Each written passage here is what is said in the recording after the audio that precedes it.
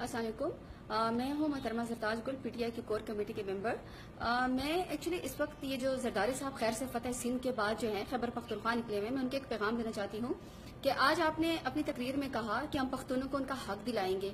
تو یہ کچھ عرصہ پہلے کی بات نہیں ہے کہ جب وزیرستان کے اوپر اور نارتھ وزیرستان کے اوپر اسپیشلی جب وہاں پہ آپریشن ہو رہا تھا ضرب عضب، تو اس وقت آپ نے سندھ کے اندر جو ہے وہ ریزولوشن پاس کی تھی اور آپ نے پختونوں کے اوپر اور فاٹا کے لوگوں کے اوپر جو ہے سندھ کے دروازے بند کر دیے تھے۔ ایون آئی ڈی پیز کے اوپر آپ نے کہا کہ یہ ٹیررسٹ ہیں تو یہ ہمارے صوبے میں نہ آئے۔ دوسرا، اس کے بعد آپ نے ابھی یہ کہا ہے کہ ہم حقوق دلوائیں گے لوگوں کو۔ کون سے حقوق کی بات کریں؟ جو میرا لیڈر عمران خان وہ تو آج بھی جو اس میں ہے شوکت خانم، اس کا دورہ کرا ہے جو انہوں نے ہاسپٹل بنوایا ہے جس میں لاکھوں لوگوں کا مریضوں کا مفت میں علاج ہوتا ہے۔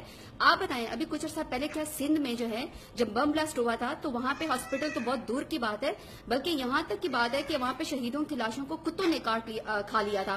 تو کیا آپ کے پاس اس چیز کا بھی حساب ہے؟ اور دوسرا، آپ نے کہا کہ میں فاٹا کا دورہ کروں گا، تو ابھی جب آپ 5 سال صدر مملک کرتے تو آپ فاٹا کے فیڈریشن کے صدر تھے اور فاٹا آپ کے اندر آتا تھا، تو آپ نے کیا اس وقت بھی فاٹا کا کبھی دورہ کیا کہ یا آج بھی آپ صرف اسی طرح بلٹ پروف شیشوں کے پیچھے کھڑے ہیں اور اپنا آپ کو لیڈر سمجھتے ہیں؟ تو میں اس پٹھان آپ کو پشتونوں کے ناطے ایک بات بتاتی ہوں کہ ہمارے پٹھانوں میں جو بہادر ہوتا ہے اور جو آنکھوں میں آنکھیں ڈال کے بات کر سکتا ہے، جو حقوق کے لیے لڑتا ہے، وہی جو ہے لیڈر ہوتا ہے، جو بلٹ پروف شیشوں کے پیچھے کھڑا ہوتا ہے۔ ہمارے پشتوں میں اس کو لیڈر نہیں، گیدڑ کہتے ہیں۔ تو ہماری نظر میں آپ کی اس سے زیادہ کی کوئی حیثیت نہیں ہے۔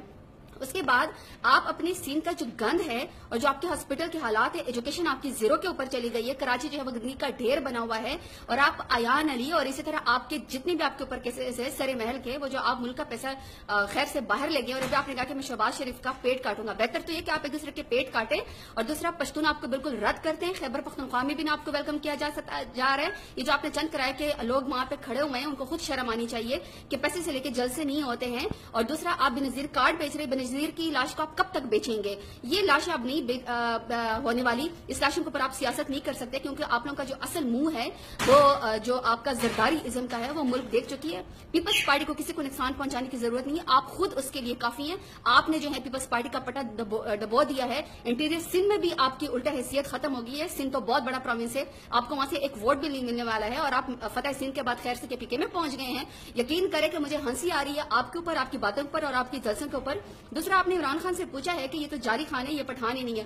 عمران خان تو سب سے بڑا محب وطن پاکستانی ہے، اس کے لیے آپ کو سرٹیفکیٹ لینے کی ضرورت نہیں ہے۔ میں ایز یوتھ لیڈر آپ سے سوال کرنا چاہتی ہوں کہ میں خود بھی ایک یوتھ لیڈر ہوں، آپ کائنڈلی ہمیں جو ہے نا شجرہ نسب بتائیں بلاول کا کہ وہ بھٹو ہے یا زرداری ہے یا صرف اور صرف بل اور رانی ہے۔ شکریہ۔